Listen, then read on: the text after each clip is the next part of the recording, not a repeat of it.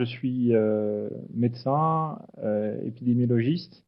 J'occupe un poste de praticien hospitalier au CHU de Bordeaux et je suis responsable adjoint dans ce CHU de l'unité d'épidémiologie clinique, qui est en fait une unité d'essai clinique des projets qui sont promus par le CHU de Bordeaux. Je suis aussi affilié à une équipe INSERM au sein du centre BPH, Bordeaux Population Health, dans une équipe qui est dirigée par Jérôme Widver et qui porte autour de l'économie et du management des organisations de santé, où je travaille particulièrement sur l'évaluation médico-économique des innovations en santé.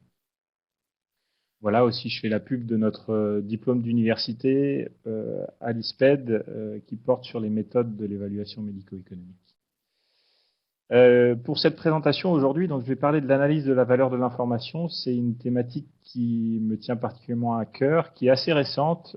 Cette méthode est assez récente et qui apporte une vraie plus-value, selon moi, dans l'interprétation des résultats des projets d'évaluation médico-économique.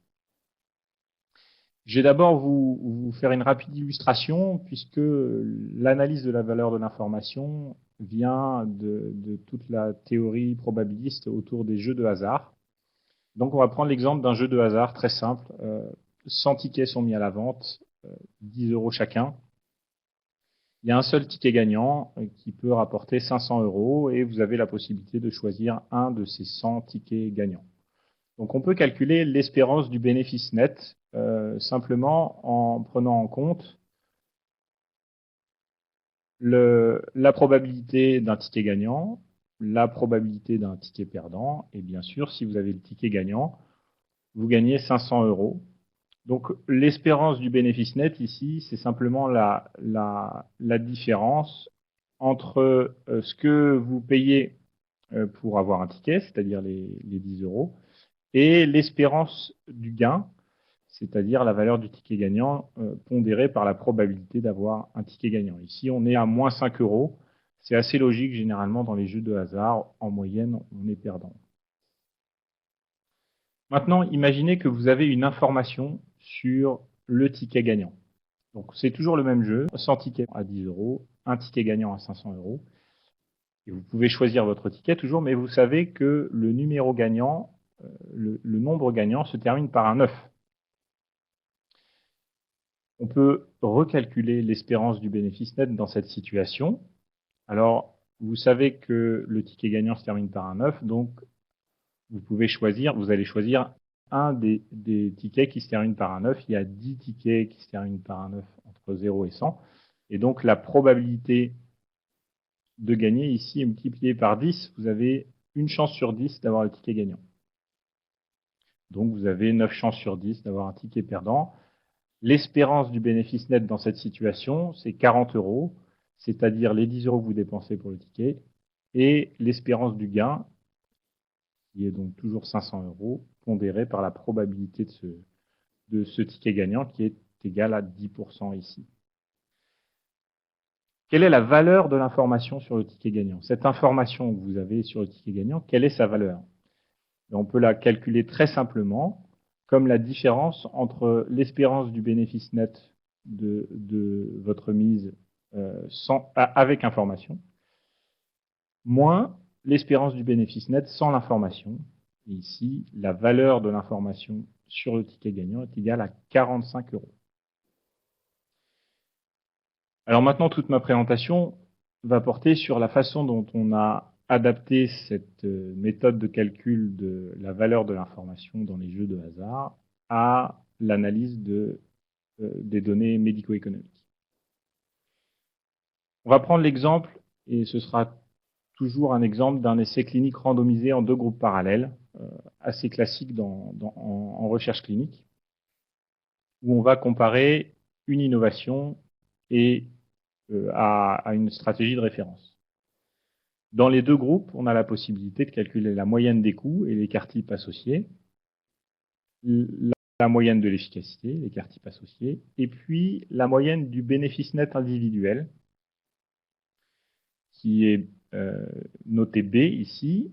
La moyenne du bénéfice net individuel, c'est la moyenne de l'efficacité multipliée par lambda moins la moyenne des coûts. Lambda, je ne sais pas si vous connaissez ce terme, c'est la valeur maximale que l'on peut accorder à une unité d'efficacité. On reviendra là-dessus plus tard. Globalement, si votre unité d'efficacité, c'est le Cali, on s'accorde pour dire que la valeur d'un Cali, c'est aux alentours de 30 000 euros. Et donc, ce qu'on va faire ici, c'est qu'on va venir valoriser l'efficacité de l'intervention en termes monétaires et on en soustrait le coût de cette intervention. On peut calculer aussi l'écart type du bénéfice net individuel monétaire. C'est une formule qui est un petit peu compliquée parce qu'elle tient compte de l'écart type de l'efficacité, de l'écart type du coût, de lambda, j'en ai parlé, de rho qui est le coefficient de corrélation entre l'efficacité et le coût. Voilà pour ce paramètre qu'on va beaucoup utiliser dans la suite de cette présentation. Donc, maintenant, je voulais vous parler aussi en rappel de ce qu'on va utiliser comme critère de jugement de l'efficience, donc savoir si une intervention est coût-efficace, comment on va calculer ces paramètres et comment on va interpréter ces paramètres.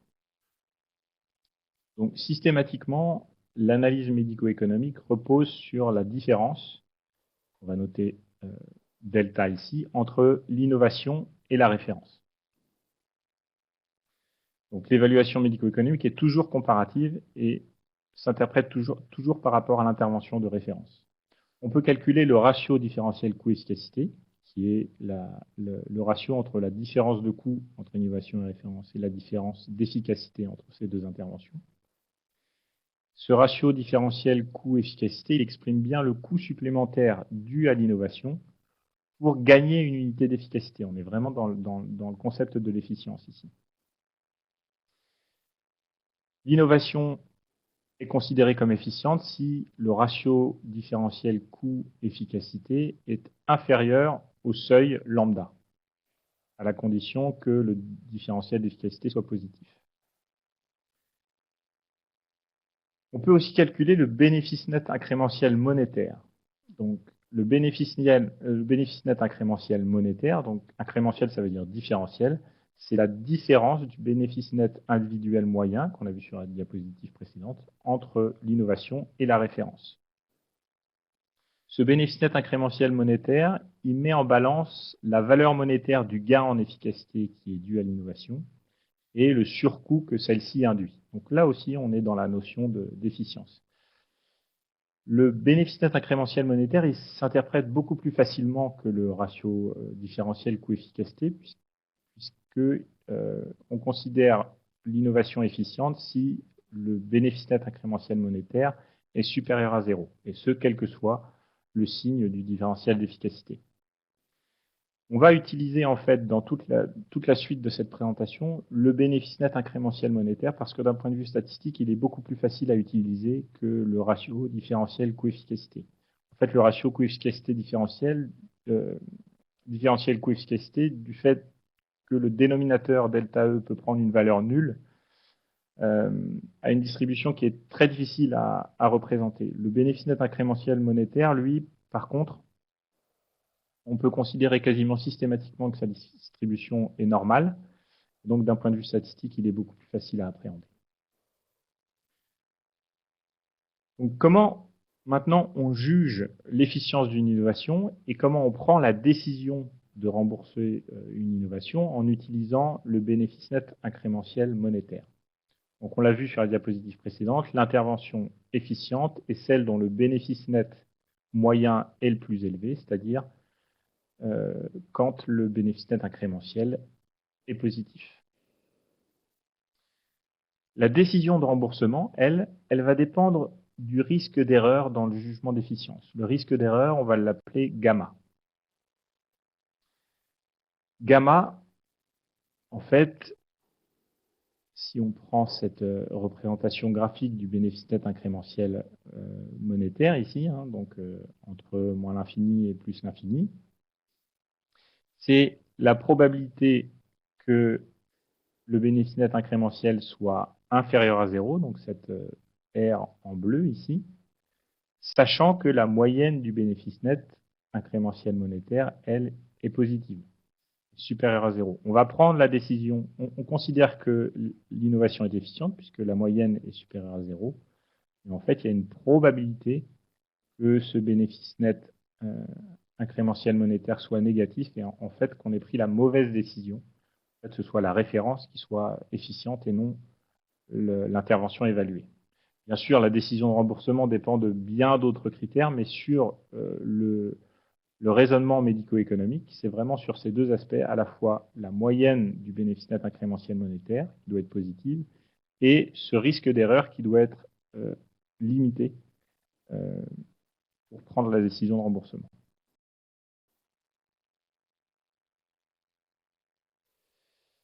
Alors, on va prendre un exemple, donc toujours un essai clinique randomisé, en 2 groupes parallèles, mettons de 800 patients chacun. Et donc, l'idée, c'est de choisir le traitement le plus bénéfique entre l'innovation et la référence. L'innovation dans cet essai a un coût moyen de 24 000 € à peu près, une efficacité moyenne de 3,87 cali. La référence a un coût moyen de 19 000 €, 20 000 € à peu près, et une efficacité de 3,56 cali. On peut calculer dans chaque groupe la moyenne du bénéfice net individuel monétaire, 53 000 € dans le groupe innovation et 51 500 € dans le groupe référence. Tout ça, on le calcule pour un lambda égal à 20 000 € par cali et un coefficient de corrélation à 0,08. Si vous voulez reproduire les résultats, c'est les informations qu'il vous faut. Alors, on va choisir l'intervention qui engendre le plus de bénéfices. Donc, le bénéfice net incrémentiel monétaire, ici, c'est delta B, c'est-à-dire le bénéfice net individuel moyen dans le groupe innovation, moins le bénéfice net individuel moyen dans le groupe référence. La variance de notre delta B, c'est la somme des variances de chaque groupe, puisqu'on est dans 2 groupes indépendants, et c'est clinique randomisé. Et donc, ici, on a un bénéfice net incrémentiel monétaire moyen à 1 560 €. Son écart type est de 33 000 €.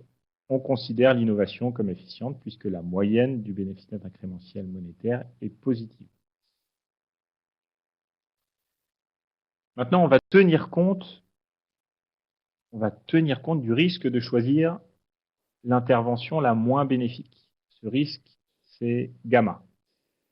Donc, on va représenter ici la distribution de probabilité du bénéfice net incrémentiel monétaire qui correspond à l'application numérique que je vous ai présentée sur les diapositives précédentes. Et ici, on a cette R, ici, cette partie en bleu de la distribution de probabilité du bénéfice net incrémentiel monétaire qui correspond au risque gamma. Ici, ce risque gamma est égal à 9,3%. Notre risque de prendre la mauvaise décision en remboursant l'innovation ici, puisqu'elle est considérée comme efficiente, est de 9,3%. Et quel seuil on choisit pour ce risque gamma? Ici, il est égal à 9,3%, donc on a une probabilité de 90,7% que l'innovation, pas le traitement, mais l'innovation, soit la plus bénéfique. Est-ce que c'est suffisant? Est-ce qu'on peut considérer que ce risque est suffisamment maîtrisé s'il est égal à 9,3%? En fait, on n'a pas de seuil pour interpréter ce résultat. Il n'y a pas de seuil défini du risque gamma, comme on peut avoir des seuils définis dans d'autres risques statistiques, comme le risque alpha ou le risque bêta, dans une approche fréquentiste. Pour le risque gamma, on n'a pas de seuil. Et donc, c'est là qu'intervient la méthode de l'analyse de la valeur de l'information. En fait, pour permettre d'interpréter ce risque gamma, on va lui donner une valeur monétaire. On va valoriser monétairement le risque de prendre la mauvaise décision. Comment on va valoriser ce risque gamma? En fait, vous voyez que pour chaque valeur possible de delta B, donc entre moins 4000 et 8000 ici, est associée une densité de probabilité. Pour chaque valeur, on a une densité de probabilité. Donc, la probabilité de réalisation de cette valeur selon la distribution de probabilité de ce paramètre. En fait, pour calculer cette valeur monétaire du risque gamma, on va faire le produit entre la valeur de delta B et la densité de probabilité associée. Et on va faire la somme de ces produits entre moins l'infini et 0. Donc, pour faire ce calcul, on utilise cette formule en fait, qui semble un petit peu compliquée, mais en fait, vous allez voir, ce n'est pas très très compliqué. Ce qu'il faut comprendre, c'est que donc, la valorisation monétaire du risque gamma, on l'appelle espérance de la valeur d'une information parfaite. En anglais, c'est Expected Value of Perfect Information. Donc EVPI, Expected Value of Perfect Information.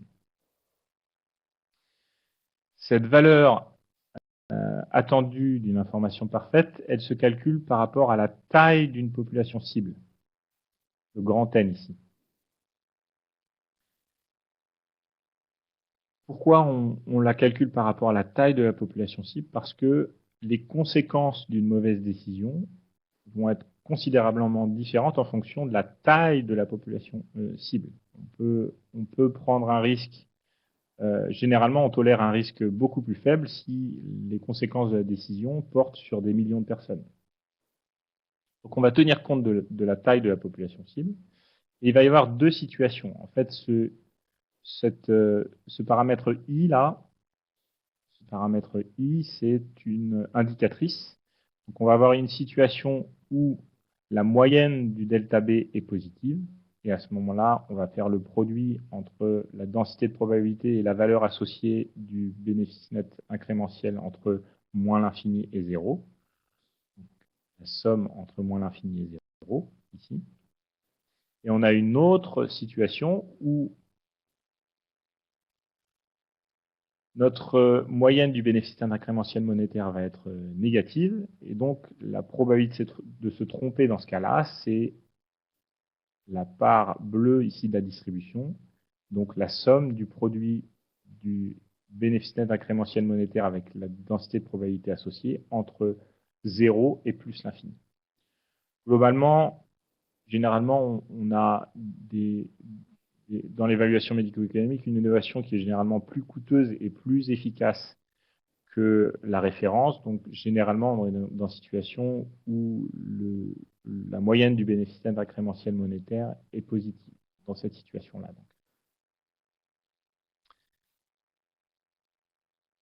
Donc ici, on peut calculer l'EVPI, qu'on va appeler EVPI 0, qui est l'espérance de la valeur d'une information parfaite sur distribution observée de delta B, sur les résultats observés de notre essai clinique avec 800 patients dans chaque groupe. Donc on fait l'application numérique. On avait une moyenne du bénéfice net incrémentiel à 1 560 €, un écart type à 33 324 €, 800 patients par groupe. On estime que la taille de la population cible correspondant aux patients qui peuvent bénéficier de l'innovation est de 18 000 individus par an.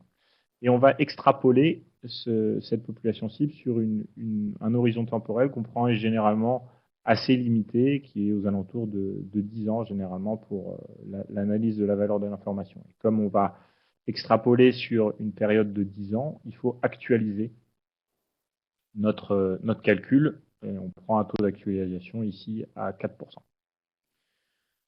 Donc pour un risque gamma égal à 9,3%, ici, l'espérance de la valeur d'une information parfaite sur les données observées est de 7,74 millions d'euros. 7,74 millions d'euros. Est-ce que ça nous permet d'aller plus loin que l'interprétation du risque gamma? Comment on va interpréter les résultats de cette EVPI sur données observées, sur distribution observée de delta B? On va aller un petit peu plus loin pour comprendre comment interpréter ces résultats. Comment diminuer l'incertitude? Comment réduire le risque gamma? En fait, on peut réduire le risque gamma en augmentant la quantité d'informations disponibles. Donc, en conduisant une nouvelle étude. Si on met en place une nouvelle étude pour réestimer le risque, notre bénéfice net incrémentiel, on va avoir plus de données, on va avoir une meilleure estimation du bénéfice net incrémentiel monétaire, et donc on va réduire le risque gamma. La réduction du risque gamma dépend de la taille de la nouvelle étude. Et collecter ces données dans la nouvelle étude va avoir un coût, le coût de la nouvelle étude. Plus la taille de la nouvelle étude va être importante, plus le coût de la nouvelle étude va être important. Et plus on va réduire le risque gamma. En bleu, c'est la distribution de probabilité de notre bénéfice net incrémentiel monétaire sur données observées. Et en vert, c'est la distribution de probabilité de notre bénéfice net incrémentiel monétaire en considérant l'information qu'on pourrait obtenir via une nouvelle étude. Donc ce qu'on peut faire à partir de là, c'est calculer l'espérance de la valeur d'une information parfaite sur distribution a posteriori de delta B, c'est-à-dire après avoir conduit la nouvelle étude. Pour ça, on va utiliser les méthodes bayésiennes. Méthode bayésienne qui repose sur la distribution a priori de delta B. C'est sur les moyennes et variances que je vous ai présentées jusqu'à maintenant. On va aussi avoir une distribution prédite de delta B. En fait, on n'a pas encore mis en place la nouvelle étude, donc on ne peut pas savoir quelle est la distribution observée dans cette nouvelle étude. Donc on va considérer une distribution prédite. Et on va en déduire une distribution a posteriori de delta B. Donc sur ce graphique, on a représenté la distribution a priori de delta B en noir et la distribution a posteriori de delta B en bleu. La distribution a posteriori de delta B, elle repose sur la taille de la nouvelle étude. Donc n ici, petit n, c'est la taille d'un des deux bras de la nouvelle étude. Une nouvelle étude qui sera conduite en deux bras parallèles. Et sigma carré de B, c'est la variance commune de B, c'est-à-dire le bénéfice net individuel moyen globalement confondu, de tout groupe confondu. Le VPI a posteriori est calculé selon le même principe que le VPI a priori, mais sur la distribution a posteriori de delta B, et non pas sur la population cible uniquement grand N, mais grand N moins 2N. C'est-à-dire que la décision, les conséquences de la décision prise ne va pas concerner les patients qui vont être inclus dans la nouvelle étude. Les patients qui vont être inclus dans la nouvelle étude vont être randomisés entre innovation et référence, donc ils ne vont pas être soumis aux conséquences d'une mauvaise décision. Donc on va soustraire de la population cible les patients qui sont inclus dans la nouvelle étude. Ce qu'il faut considérer ici, c'est donc la réduction de l'incertitude qui va être liée à la nouvelle étude. Et ici, on va essayer maintenant d'estimer la différence dans le risque gamma entre, ici je vais vous montrer, la distribution de la différence du risque gamma entre la distribution a priori de delta B et la distribution a posteriori de delta B. Donc cette R ici qui est entre inférieur à 0 et entre la courbe noire et la courbe bleue. Là, je vous mets les détails du calcul, et notamment pour savoir comment on détermine la variance de delta B1 et la moyenne de delta B1. Donc la variance de delta B1, c'est l'inverse de la somme des précisions, ici, la somme des précisions. Et la moyenne de delta B1, c'est la moyenne pondérée de delta B a priori et de notre delta B qui va être prédit, delta B prédit, c'est-à-dire celui qui va être observé dans la nouvelle étude, qu'on nomme ici B chapeau. Et vous voyez ici que le VPI a posteriori se calcule exactement de la même façon que le VPI a priori. Ce qui change, c'est simplement la taille de la population cible dont on soustrait la taille de la population qui sera incluse dans la nouvelle étude et un calcul qui est fondé sur la distribution a posteriori de delta B. Donc, quand on a calculé le VPI a priori, ici, et le VPI a posteriori, on va faire la différence, on va calculer la différence entre ces deux valeurs. Cette différence entre les deux valeurs, on l'appelle espérance de la valeur de l'information acquise dans la nouvelle étude, l'espérance de la valeur d'un échantillon. Ça se dit expected value of sample information en anglais. Expected value of sample information. La valeur attendue de l'information qu'on va retirer de notre nouvelle étude. Donc c'est la différence entre la valeur de l'information a priori et la valeur de l'information a posteriori.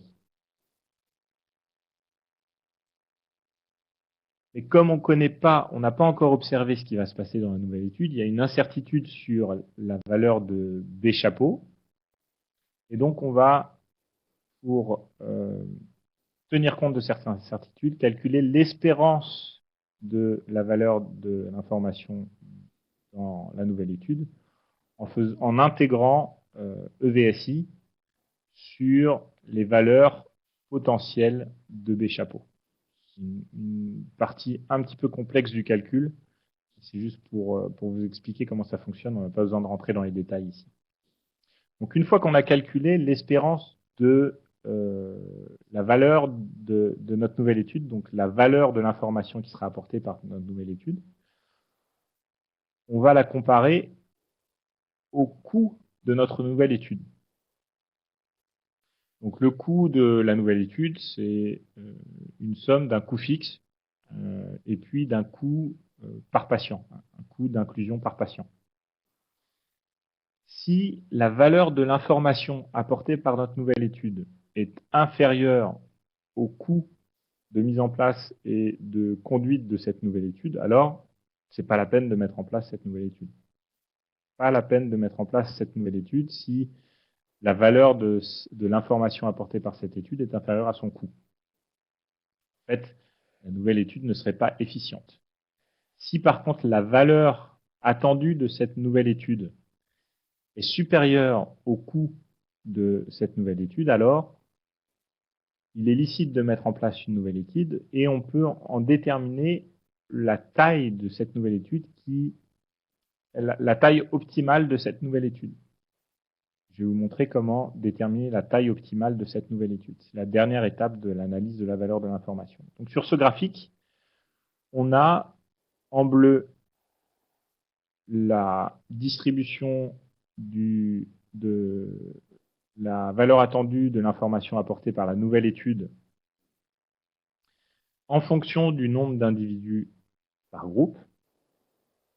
Et en rouge, on a le coût de cette nouvelle étude, également qui varie en fonction du nombre d'individus par groupe. En bleu, on voit que au fur et à mesure des inclusions, la quantité relative d'informations apportées par les nouvelles inclusions est de plus en plus faible. En fait, on va atteindre un plateau dans la valeur de l'information de cette nouvelle étude. Le coût de la nouvelle étude, lui, il augmente de façon globalement linéaire. Donc, la taille optimale de la nouvelle étude va être le moment où, en fait, on va avoir une pente de l'évolution de l'EVSI qui va devenir inférieure à la pente d'évolution du coût. Ça veut dire quoi? Ça veut dire que à partir d'une certaine taille d'étude, la valeur apportée par les nouvelles inclusions devient inférieure au coût d'inclusion des nouveaux patients. Donc on considère qu'on a atteint la taille optimale de la nouvelle étude ici, qui est en fait le point qui maximise la différence entre le VSI et le coût de la nouvelle étude. Ici donc on détermine que la taille optimale de la nouvelle étude est de 60 individus par groupe. Voilà pour la présentation générale et sans doute aussi en détail les méthodes d'analyse de la valeur de l'information dans un essai clinique d'évaluation médico-économique. Donc si on doit faire un récapitulatif, par rapport à simplement l'interprétation du risque gamma, l'analyse de la valeur de l'information nous permet de répondre à deux questions importantes. La première, c'est est-ce qu'il est licite de mettre en place une nouvelle étude pour réduire l'incertitude sur ce risque gamma? Et si oui, quelle est la taille de la nouvelle étude?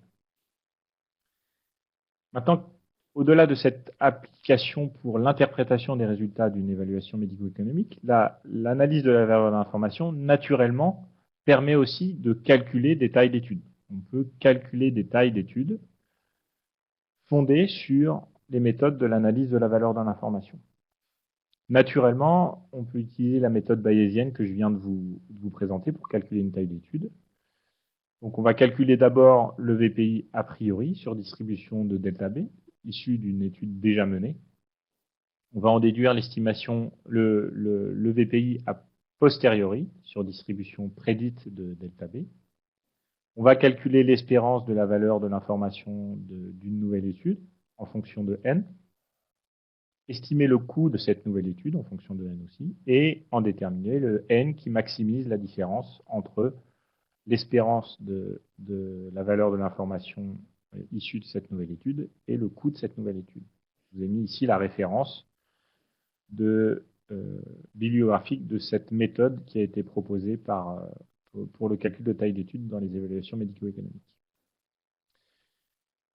Ici, à Bordeaux, nous, on a développé une approche fréquentiste sur cette méthode de calcul de taille d'étude fondée sur la valeur de l'information. En fait, on raisonne sur la distribution attendue de delta B dans un essai clinique randomisé en deux groupes parallèles, donc la valeur attendue dans cette nouvelle étude.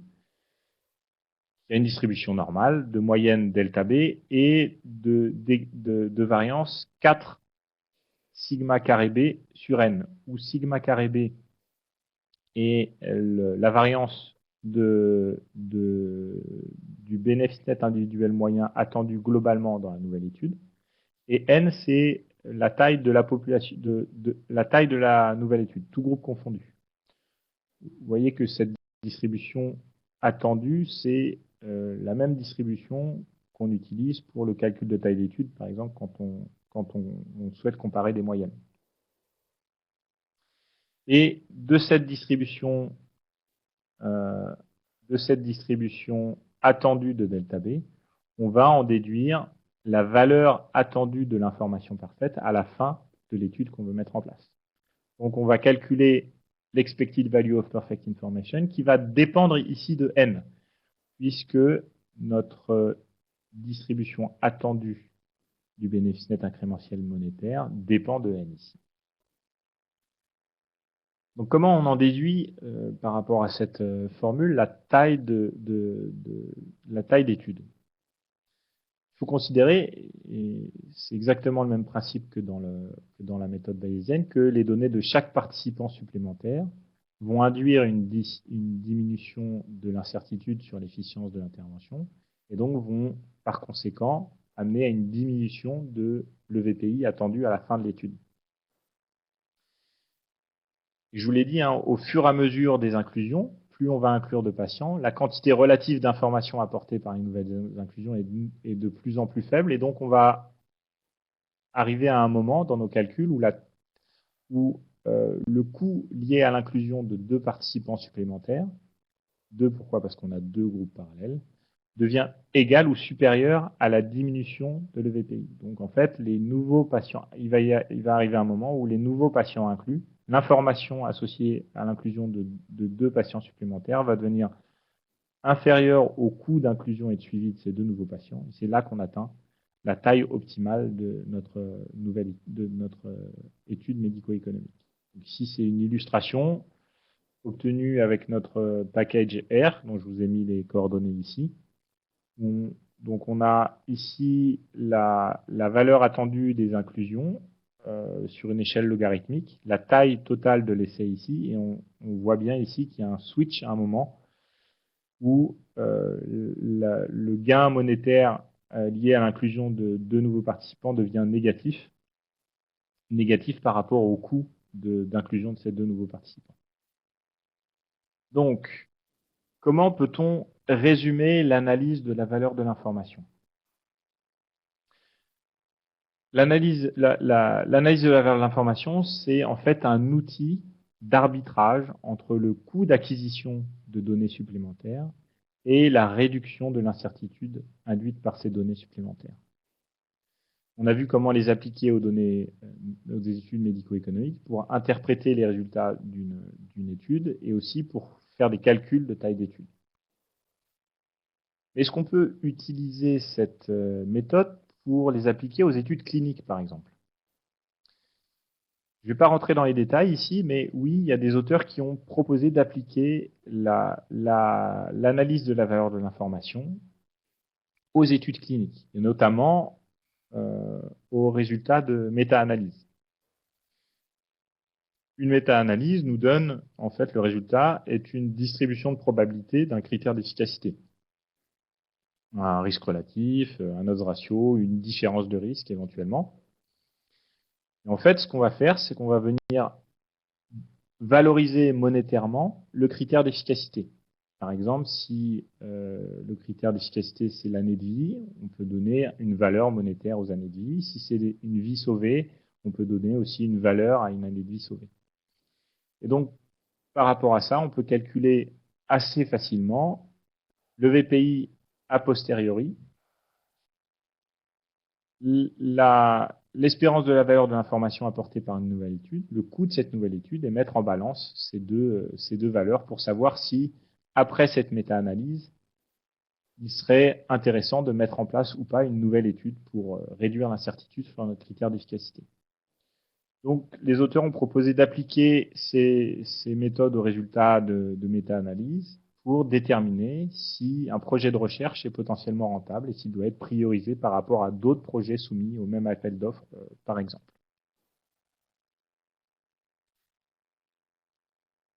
En conclusion, donc, je dirais que l'analyse de la valeur de l'information permet de répondre à deux questions majeures. La première, c'est est-ce qu'il est nécessaire de mettre en place une nouvelle étude pour réduire l'incertitude? Et la deuxième, c'est si oui, si on doit mettre en place une nouvelle étude, quelle en serait la taille optimale? Les limites de cette méthode, c'est que d'abord, c'est une méthode complexe, c'est vrai, mais il existe maintenant des packages sur R qui permettent de mettre en œuvre cette méthode de façon relativement simple. Je vous ai présenté ici une méthode paramétrique sur distribution normale de notre bénéfice net incrémentiel, mais il existe aussi des méthodes non paramétriques, des méthodes d'échantillonnage fondées sur des bootstraps non paramétriques. Et je n'entrerai pas ici dans les détails de ces méthodes. Et puis, c'est aussi une méthode qui est très dépendante des hypothèses retenues pour la moyenne de delta B et aussi très dépendante de la valeur de lambda. Mais néanmoins, c'est une méthode qui est très intéressante pour interpréter l'incertitude dans toute évaluation médico-économique.